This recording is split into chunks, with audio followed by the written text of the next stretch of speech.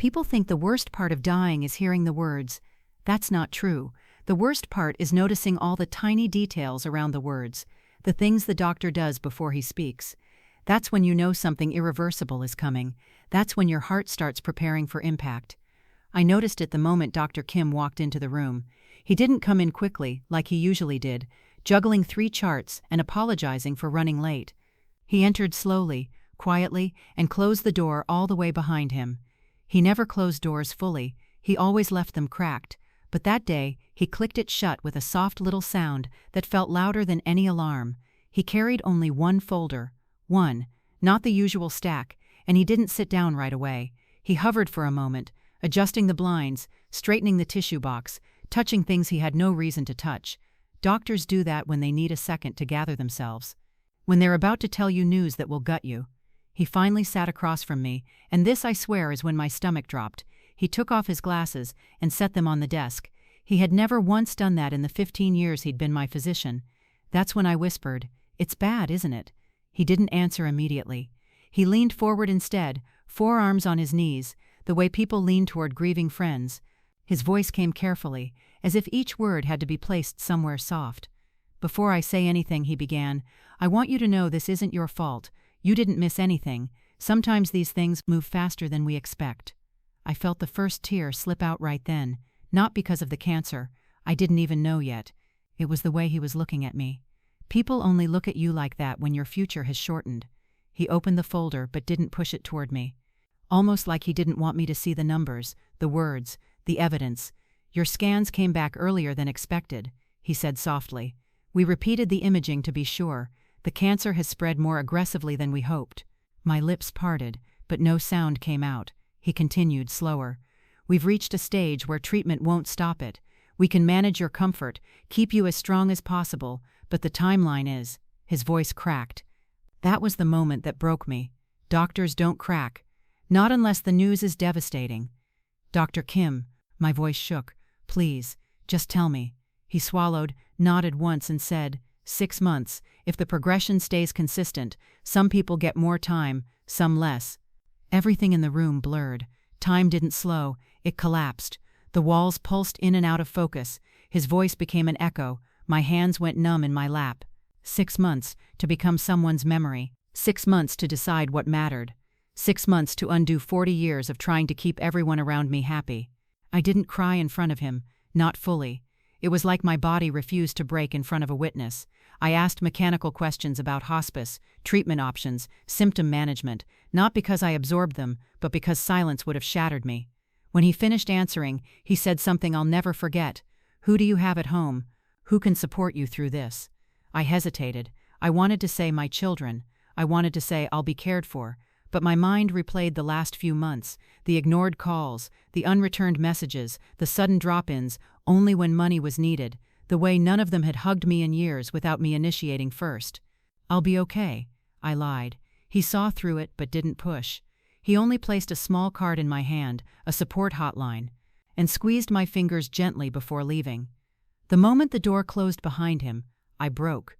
Not loud, not dramatically, just a quiet collapsing of the face, the breath, the shoulders, a grief so private and sharp it left claw marks inside my chest. The drive home was the longest drive of my life. Every red light felt like it was judging me. Every familiar street felt like an old friend I'd never see again.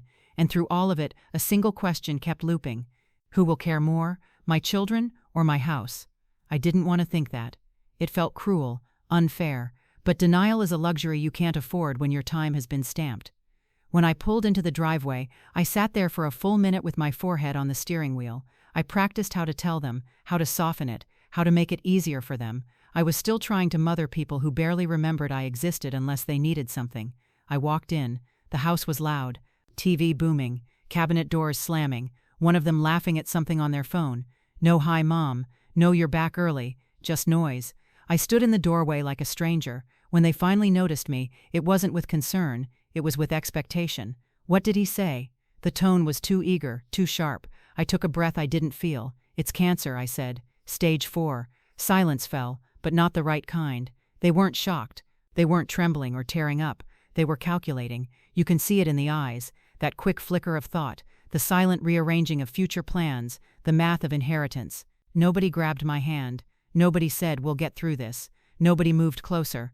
I didn't notice everything at once. It came in pieces, the subtle lift of one eyebrow, the way one shifted forward in their seat, not to comfort me, but as if preparing to ask something, the smallest smile tugging at the corner of a mouth before disappearing. And then I heard it, a whisper, faint but sharp enough to pierce bone. 6 months, that's soon. I don't even know which one said it, because at that point, the pain wasn't about who, it was about them, all of them, the children I loved more than my own breath, standing there waiting for the world to hand them my house like a consolation prize. I didn't confront them. I didn't scream, or plead, or ask why. I just stared. And in that stare, something in me stopped bending, stopped excusing, stopped mothering grown people who didn't know how to love anyone they didn't benefit from. I excused myself, went upstairs, closed my door softly, and sat at the edge of my bed, feeling the full weight of betrayal settle around me like dust. They didn't want time with me. They wanted time without me, and I realized, in a single devastating moment, if my death meant profit, my life had never meant enough. That night, I didn't sleep.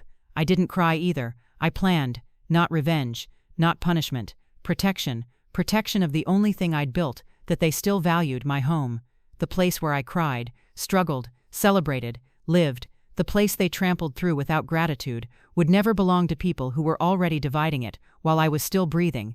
And as the sun came up the next morning, I felt something surprising, calm, a mother's calm, the kind that comes when you finally choose yourself.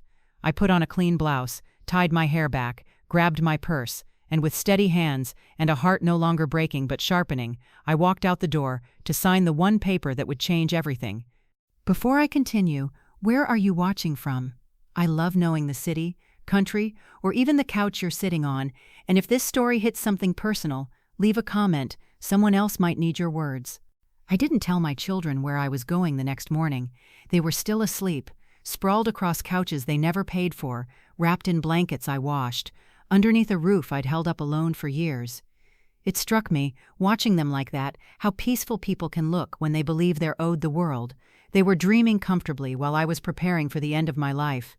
I didn't wake them, not out of kindness, but because I'd already learned a painful truth.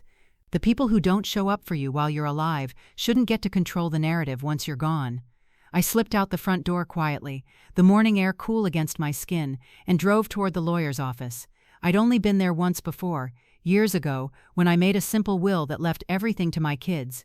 Back then, I thought dying with nothing to pass on was the tragedy. Now I knew the real tragedy was leaving something behind for people who hadn't earned it.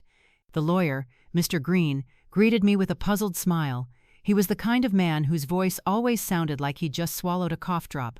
Smooth, warm, too polite to interrupt even if your house was burning down. He stood when I entered.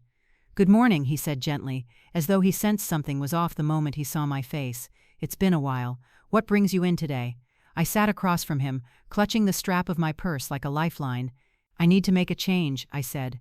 "To my will, to the house." He nodded slowly, waiting for more. I didn't give him the news outright, not because I was avoiding it, but because saying it twice so soon felt like ripping open a wound that had barely begun to bleed. Instead, I pulled the doctor's note from my purse and placed it on the table between us. He read quietly. His eyes softened.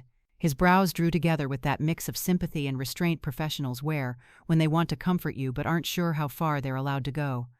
"I'm so sorry," he murmured. I nodded, swallowing something heavy. I said slowly, that my children would be devastated. I thought they'd gather around me, hold me, ask what I needed. A humorless laugh slipped out. "They're already dividing the house. They think I didn't hear them, but I did. Every word." Mr. Green leaned back in his chair, exhaling through his nose. "I see," he said softly. "And what do you want to do?" I didn't hesitate. "I want them to get nothing. Not the house, not the savings, nothing." He didn't judge me. He didn't look shocked or offended. He simply nodded once, the way people nod when they've been in their profession long enough to know that kindness is not the same as inheritance. "And who," he asked gently, "will you be transferring the house to?" This part I had thought about carefully, all night long, not out of spite but clarity. There was only one person who had shown me consistent kindness these past years. Only one person who asked how I was doing without needing anything from me. Only one person who brought me soup when I was sick, shoveled my driveway when it snowed, helped carry groceries inside when my arms were full. My next-door neighbor, Angela, a woman half my age who wasn't related to me in any way but had the heart my children should have had.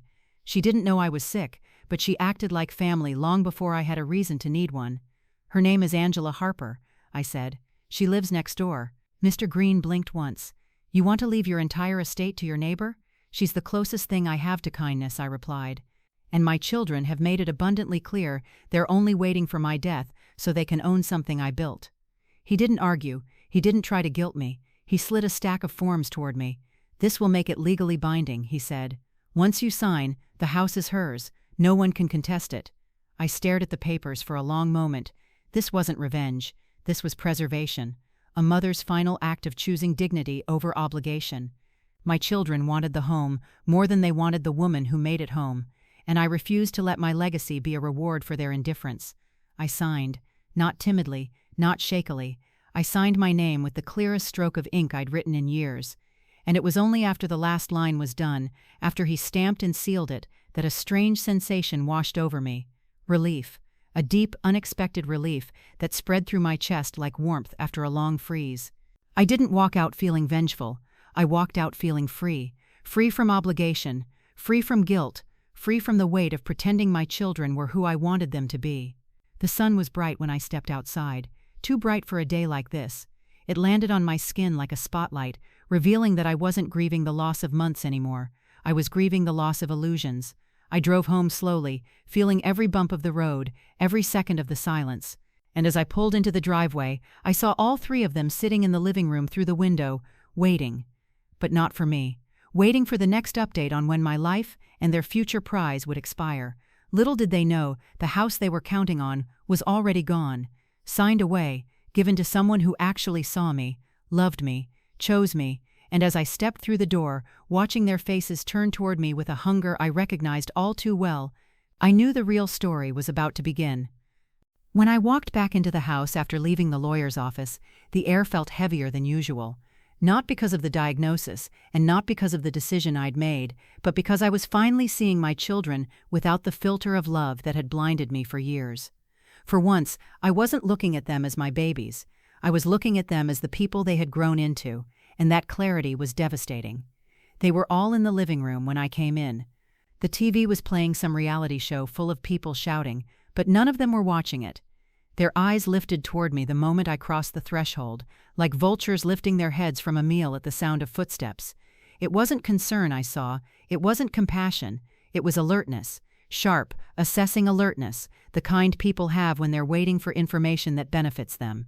My eldest was the first to speak. "You were gone early," she said. Her tone casual, but her eyes pinpoint focused. "Where did you go?" There was no "how are you feeling?" No "did you sleep?" No "do you need anything?" Just a question wrapped in entitlement. I set my keys on the counter and answered with the calmness of someone who had already cried every tear she had. "I had an errand to run." "What errand?" she pressed. A week ago I might have explained. I might have softened it, soothed it, filled in the blanks the way mothers often do. But today I didn't owe them my transparency. Something I needed to take care of, I said simply. The silence that followed felt thick, like the house itself was holding its breath. My son sat up straighter, narrowing his eyes at me. "You look different," he said slowly. "What's going on?" Different. That was the word he chose. Not sick, not scared, not sad. Different. He watched me like I was a box he hadn't yet figured out how to open. My youngest, who had always been the quietest but also the sharpest in subtle ways, tilted her head slightly. "Mom," she said softly, "you didn't talk to anyone about the house, did you?" There it was. Not even 24 hours after hearing I was dying, and the first real emotion she showed was anxiety over real estate. I didn't answer immediately. I just looked at her, really looked at her, and I saw the timeline of our relationship in fast motion. Her first steps, her first heartbreak, her graduation, her laughter at the kitchen table, her tears when she failed her driving test, and then the past few years, when I became less of a mother and more of an ATM, a safety net, a guarantor for her loans, a background figure who existed solely to make her life easier. "I took care of some paperwork," I said quietly, "that's all." My eldest frowned. She had inherited her father's suspicion, and she wore it proudly. "What kind of paperwork?" she asked. "The kind that needed to be signed." It was vague by design, not a lie, but not a confession, Their eyes darted to one another in the same silent conversation that children who grew up manipulating their mother know how to have perfectly. They didn't trust me, not because I'd ever been deceitful, but because they couldn't imagine a world where I acted without them in mind, where I had boundaries, where I protected myself. They were unprepared for the version of me standing in the doorway that day, a woman who had finally stepped out of the role of victim and into the role of someone with agency. My son stood abruptly. "Let me see the paperwork." I almost laughed, not because he was funny, but because the absurdity of the demand hit me all at once. For years, he treated me like I had no right to ask him where he was going, who he was with, why he was missing money I'd given him. He acted as if privacy was his birthright, and mine was optional. Now he wanted access to my legal documents? "I don't answer to you," I said softly. The room froze. They weren't used to that tone, firm, unapologetic, final. My eldest leaned forward. "Mom, we're just trying to understand what's happening." Understanding. That word tasted like manipulation. She didn't want to understand my feelings. She wanted to understand her future assets. I walked to the kitchen and poured myself a glass of water, giving myself a moment to breathe, to steady my hands, to gather whatever strength I had left before I spoke again. "You don't need to understand everything right now," I said. "When the time comes, everything will be clear. When the time comes." The kind of phrase that someone with 6 months left can say without it sounding dramatic.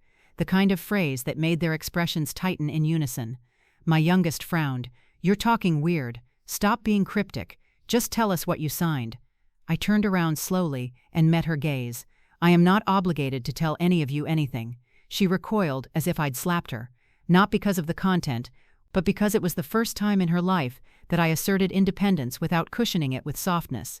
They weren't prepared for this version of their mother, the version who wasn't bending, the version who wasn't begging to be valued, the version who wasn't afraid. Over the next few days, the tension in the house became a living thing. My children started watching me, not lovingly, not protectively, suspiciously. They hovered in doorways, listened outside rooms, checked the mail obsessively. One of them even rifled through the kitchen drawers when they thought I wasn't home, searching for anything, any clue about the house. They weren't mourning me, they were mourning a property they believed they owned. And ironically, the more desperate they became, the calmer I grew. Because for the first time in my life, their disappointment didn't scare me. It enlightened me. I saw them not as the people I had raised, but as the people they had chosen to become. And the more clarity I found, the more the house transformed from a gift to my children into a symbol of something else entirely: boundaries, dignity, self-respect. And the decision I had made, the decision they would soon discover, would force them to confront the truth they'd been avoiding.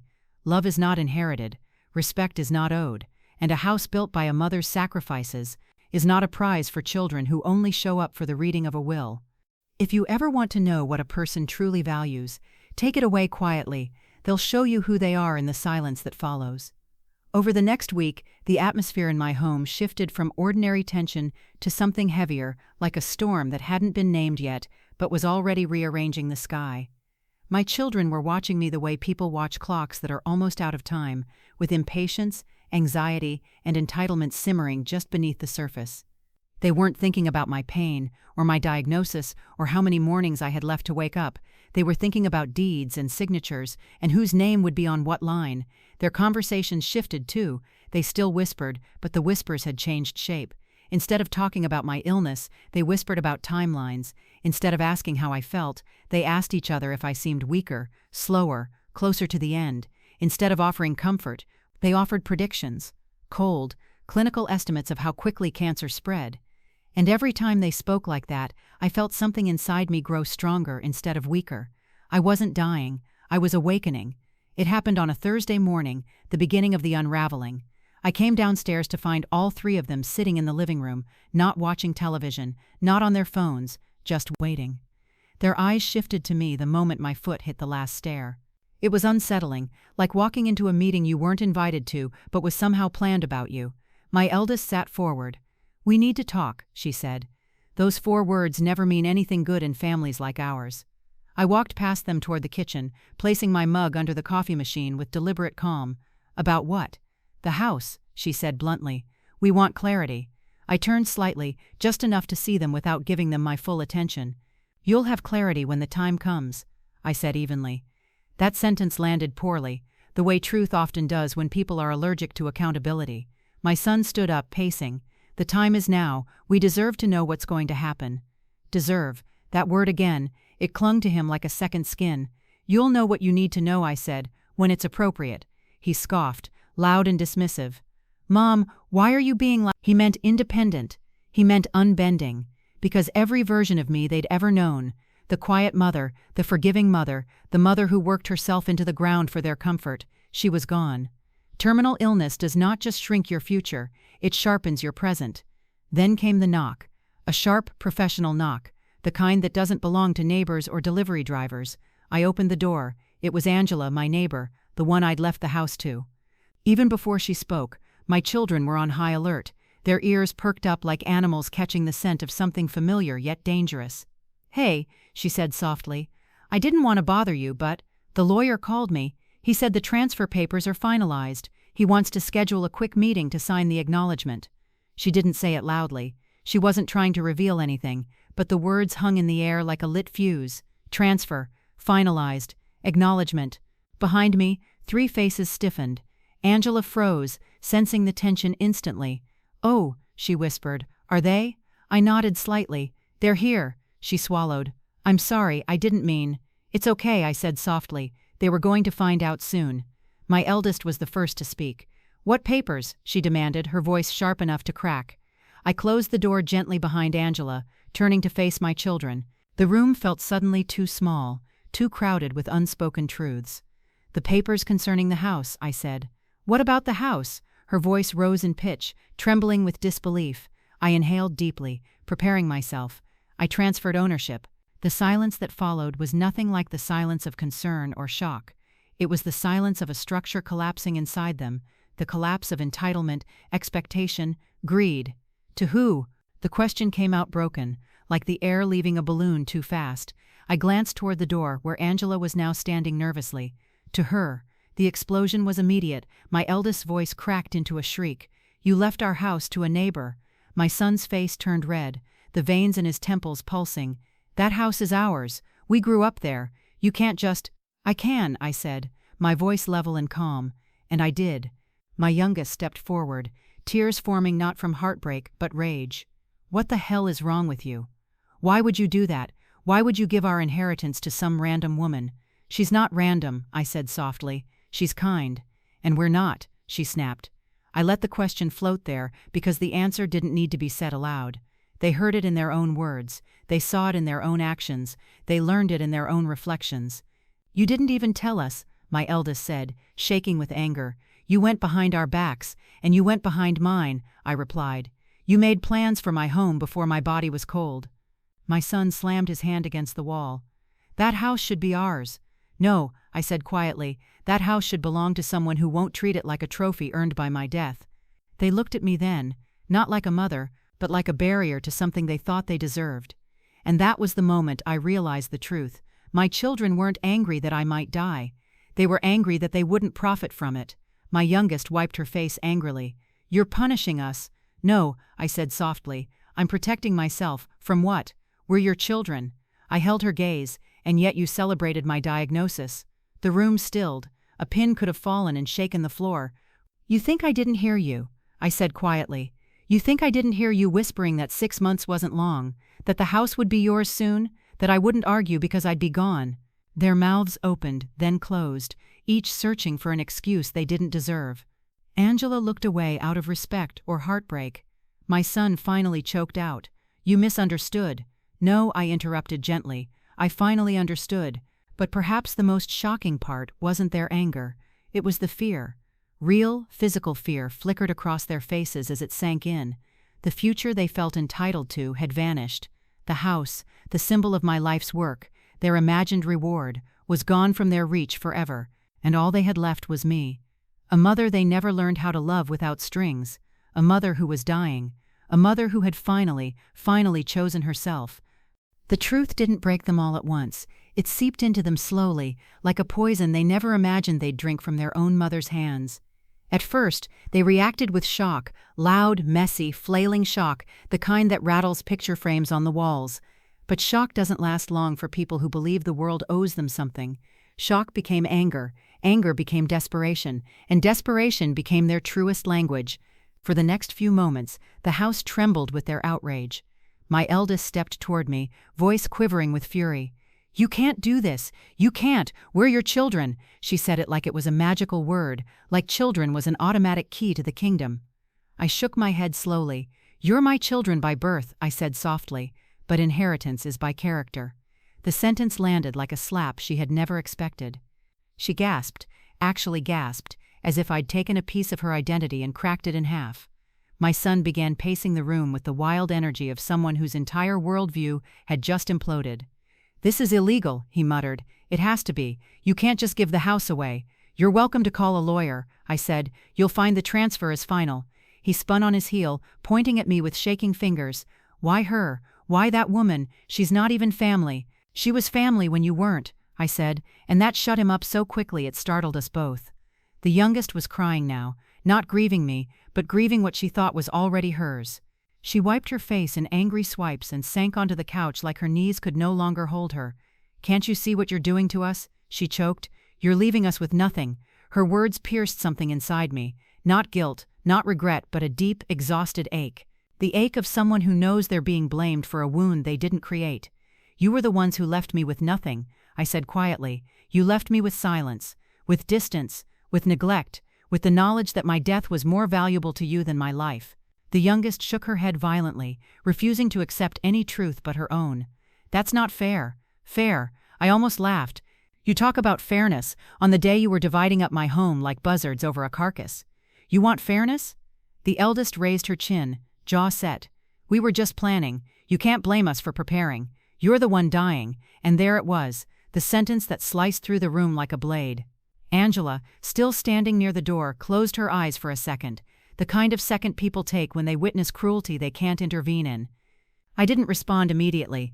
I let the weight of those words hang between us. When I finally spoke, my voice wasn't loud. It was steady, grounded, alive. "You've been preparing for my death long before the diagnosis. Don't pretend this only started yesterday." My son scoffed, but softer now, more defensive than angry. "We just thought that I would die conveniently," I said. "That my home would be a gift wrapped in grief." Silence again. But this time, it wasn't empty. It was full, densely packed with things they wanted to say, but couldn't shape into sentences without revealing more of themselves. Then the manipulation began. The shift was subtle at first, a sudden softening of tone, a forced trembling in their voices, a reaching out of hands that had never reached for comfort before. My eldest stepped toward me again, her voice now drenched in rehearsed sweetness. "Mom, we messed up. We didn't mean to hurt you. We just panicked. We love you." Love. They used it like a coupon, expired, wrinkled, and pulled from the bottom of a drawer only when needed. I looked at her carefully. "You love the idea of me," I said. "The version of me who pays bills, who cooks your meals, who picks up the pieces of your decisions, who keeps the lights on and the fridge full." She flinched. "But loving me," I continued, "means being here for me, asking how I feel, caring whether I wake up tomorrow in pain or in peace. You haven't done that in years." Her lips parted, but no words came. My son stepped in next. His voice softened, the voice he used when he wanted money or forgiveness. "Mom, come on, don't do this. We can talk it out. We can figure this out as a family." "As a family," I repeated quietly. "That's what you say when you want something from me." He tried again. "Look, you're sick. You're scared. You're not thinking straight." The disrespect was not even subtle. Angela stepped forward just a little, not to defend me, but because she needed to be physically closer in case the situation escalated. But I didn't need defending. I had found my spine. "I'm thinking clearer now than I ever have," I said. "I've spent my life giving you everything, and you spent yours assuming there would always be more." The youngest cried harder. "We can change," she insisted. "We'll be better. Just don't give away the house." And there it was. The truth under every word they spoke. Not "don't leave us," "don't die," "don't go through this alone," but "don't give away the house." They weren't mourning me. They were mourning property. And that was the last lesson I needed to learn. The one that freed me from the last bit of guilt, still clinging to my ribs. I took a slow, deep breath. "The house was mine to give," I said quietly, "and I gave it to the only person who showed me love without expecting a reward." My eldest's voice turned sharp again. "We won't forgive you for this." "I don't need forgiveness," I said. "I needed respect, and that was never something you were willing to give." That was when the youngest, the one I'd always believed was my softest child, said the sentence that ended the conversation forever. She stood up, eyes red, cheeks wet, and whispered, "If you're going to die anyway, why do you even care what happens after?" The room spun. My knees almost gave out. Angela reached toward me instinctively. But I steadied myself, not because I wasn't hurt, but because I refused to let them see me break. I met my daughter's gaze for a long, hollow moment, and then I answered with the calm of a woman who had finally stopped bleeding for people who refused to acknowledge the wound. "I care," I said, "because what happens after says who I was before." And with that, I walked out of the living room, leaving behind 3 people who only saw a house and never realized they'd already lost the home. After that day, the day my children showed me the last pieces of who they truly were, the house changed. Not physically. The walls were still the walls I painted myself at 2 a.m. years ago. The lights still hummed. The floors still creaked in the same spots, but emotionally, it shifted. The house stopped echoing with the imagined laughter of grandchildren who never came. It stopped carrying memories like precious keepsakes. It stopped being the place where I raised my children and became the place where I realized I had been raising strangers. Nothing in the house had moved, yet everything had changed, and they felt it too. For weeks they walked around me as if I were made of glass, or maybe fire. They didn't know which. They didn't know how to approach me, or whether approaching me mattered anymore. Their anger never fully faded, but it began mutating into something less aggressive and more desperate. They tried everything. Manipulation. "Mom, we were stressed. We didn't mean any of it." Minimization. "We were joking. We didn't really mean 6 months was soon." Revisionist history. "We always cared. You're twisting things." But people who are used to being pitied cannot stand being seen, and for the first time in my life, I saw them clearly. They weren't cruel by nature. They were entitled by nurture, and I had nurtured them every time I put myself last. Every time I said yes when I meant I can't. Every time I accepted crumbs and called them love. Parenthood is complicated. Sometimes we overlove our children until they forget how to love anyone else, including us. In the weeks that followed, my illness progressed quietly. There were days when I felt fine, almost normal, and days when I could barely get out of bed. On those days, I saw a strange pattern emerging. They still didn't ask how I felt.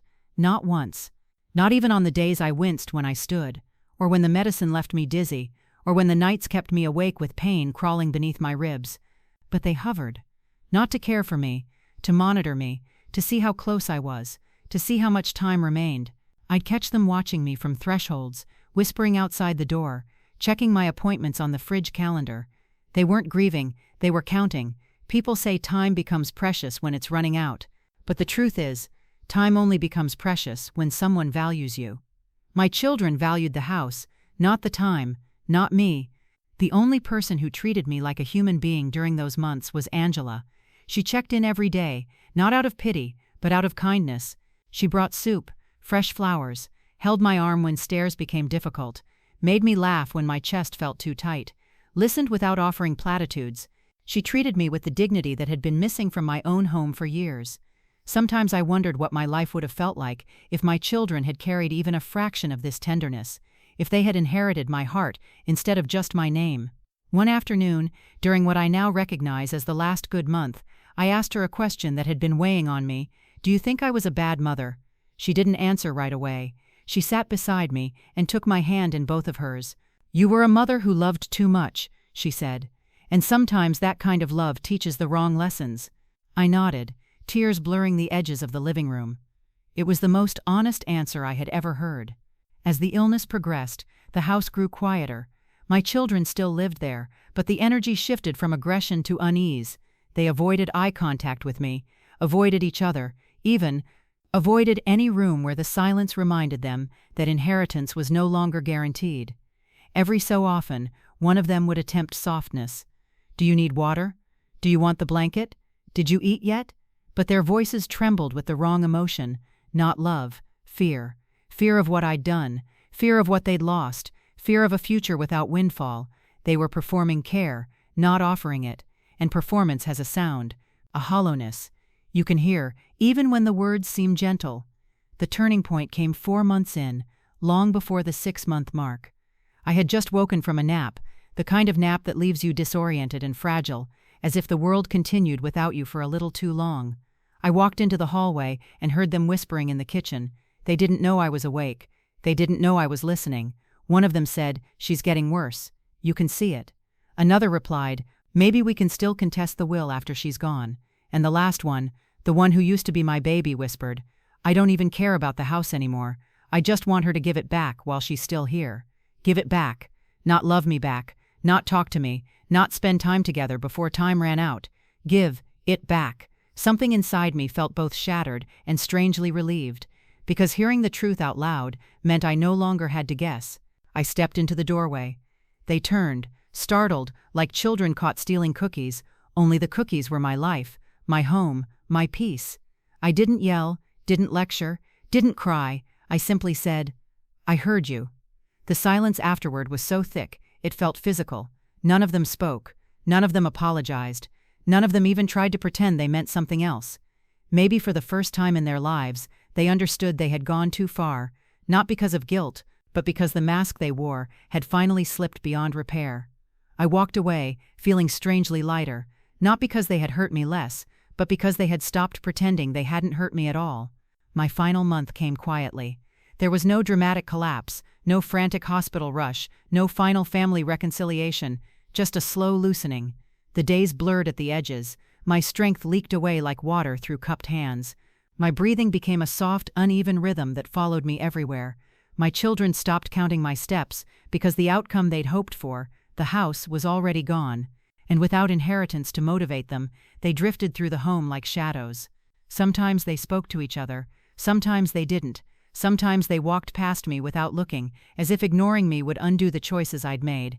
Sometimes they hovered near my door, as if trying to remember how to love someone who had stopped being useful to them. But mostly, they avoided me, because facing me meant facing themselves. On one of my last clear afternoons, I asked Angela to sit with me in the backyard. The sunset was soft and peach-colored, the air warm enough to feel like forgiveness. "Promise me something," I whispered. She squeezed my hand. "Anything. Take care of the house, not because it's mine, but because it's not theirs." She nodded, eyes filling. "I will. I promise. And tell them something when I'm gone." "Tell them what?" I breathed slowly, painfully, intentionally. Tell them I loved them, but I could not reward them. Angela's tears fell into the grass. I wasn't afraid. Not anymore. Death is frightening when you feel unfinished, but I felt complete. For the first time in years, my life felt like it belonged to me. When the end came, I was in my bedroom. Sunlight spilling through the curtains, Angela holding my hand, and the house quiet enough to hear my last steady breaths. Not one of my children came to my bedside. Not one said goodbye. They stood in the hallway, frozen by guilt, paralyzed by consequences, terrified of facing the woman they had failed. And I left the world not angry, not bitter, not hollow, but free. The house did not become their inheritance. The lesson did, and sometimes that is the only thing a mother has left to give.